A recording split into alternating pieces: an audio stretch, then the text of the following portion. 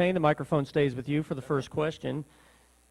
And let's have that first question talk about something that we're all going to have to address when we enter the polls in November. There is a state constitutional amendment on the ballot asking if you support the governor and lieutenant governor running together on one ticket instead of on separate as we currently have in our state. Candidates, what is your position on this ballot question? Mr. Payne. I actually support this amendment. I think that what we have in South Carolina right now is we have a lot of offices that really should be controlled by the executive, the chief executive of our state, the governor. And the lieutenant governor is one step. We also have an adjunct general. And if you can name what the adjunct general does in South Carolina, then I'm going to give you a round of applause. But that is a position that is voted on by voters. And so for me, it makes a lot of sense to make sure that should something happen to the governor, that she has handpicked her running mate to succeed her in Columbia. And we do the same thing on a national level where the president picks their vice presidential choice. And if something happens to the president, the vice president is right in line to take over. So I think that makes sense. In an effort to make our government more efficient in Columbia, we need to have that. And one of the nightmare kind of scenarios that gets tossed out a lot is if we have a Republican governor and then a Democratic lieutenant governor, there could be confusion as far as the process, as far as transitioning goes and things like that. So I think that would help clear up that doomsday kind of scenario. So I do support it. Ms. Powers-Norrell? I agree. I agree with Ryan here. Even really informed people very often don't know the candidates for agriculture commissioner and these down ticket races, and there are fewer and fewer people running for statewide office.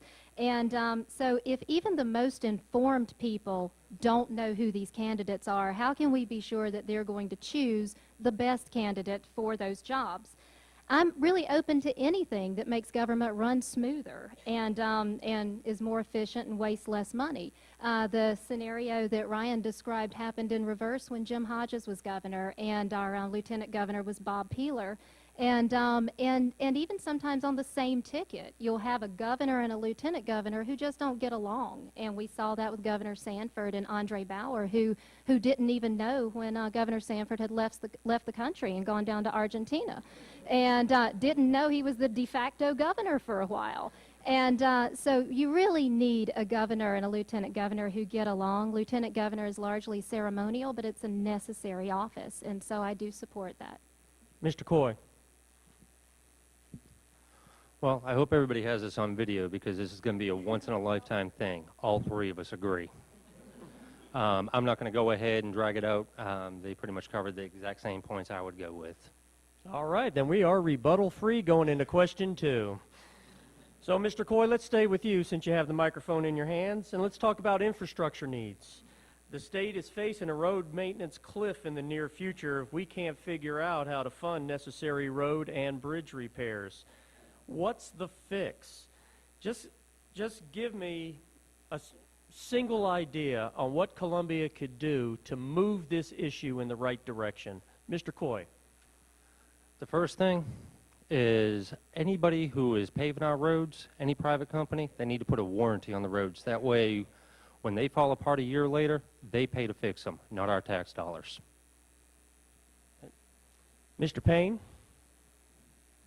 Well, first of all, there are a couple institutions down in Columbia that are controlling our roads right now. One that has really been under scrutiny has been the South Carolina Transportation Infrastructure Bank. Again, it's an agency down in Columbia that no one probably knows about. And what they've done, they were founded in 1997, and they get 1 cent off of every gallon of gas sold in South Carolina. Since 1997, they've given out $4.19 billion in appropriations to improve roads. Lancaster County has received $0 from that bank.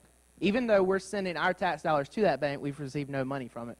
So I think there needs to be reform at SCTIB. We have a map of the 10 counties that have actually received money from that bank. It's up on our website, and I've got some copies with me tonight. We have to make sure that the governor has control over that bank, that money that's taken from Lancaster County is returned to us in the form of road improvements. SCDOT is a mess, too. A couple of years ago, they got behind on payments, and contractors here in Lancaster were forced to borrow money because SCDOT couldn't pay their bills.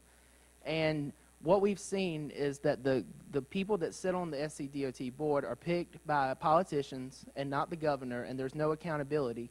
And what they do is they'll shift projects mostly to Charleston, the Lexington, Horry County range. And so I would say give the governor more power so that we can actually hold her accountable for the roads around here.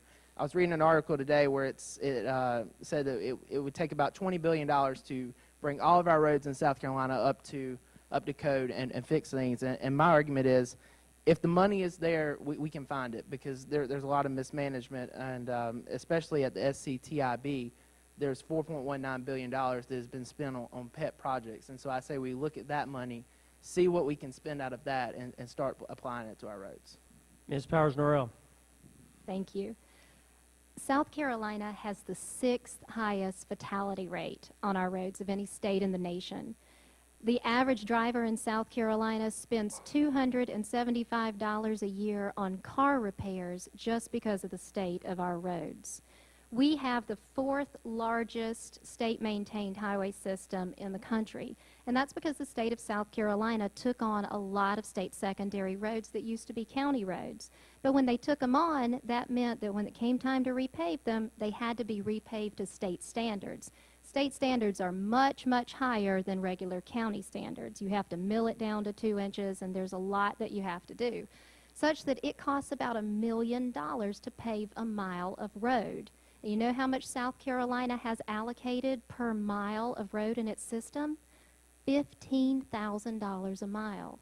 Now, to put that in perspective, Georgia has allocated $35,000 per mile of its state-maintained roads, and North Carolina, right next to us, who we're competing with for jobs, has allocated $150,000 a mile for its state-maintained roads. So you can see where we're falling behind. It's no wonder we're on a 36-year repaving cycle. If you're on a state secondary road and it just got repaved, it won't get any more attention for 36 years. As city attorney, I'm seeing this because, we have rights of ways where the grass is so high you can't see the stop signs. And those are on state secondary roads. We have roads with potholes, and we contact DOT and we say, this is your road, but we'll do the work. We'll cut the grass, or we'll patch that pothole. And you know what they say back to us? If you do it, it's yours, and we'll never touch it again. So if you're ready to, fuss at your local government because they're not cutting the rights of ways or patching the potholes, it's DOT's fault because they won't let them. Because the local governments aren't going to do something they're not sure they can maintain. So yeah, DOT needs some reform. We scored a C- in infrastructure in the state management report card. We need to fight for the federal funds that are allocated to our state. We need to get our money back from the federal government, which is something that's not popular in our state government these days. Thanks. Ms. Powers-Norrell, hold on to the Okay. mic. This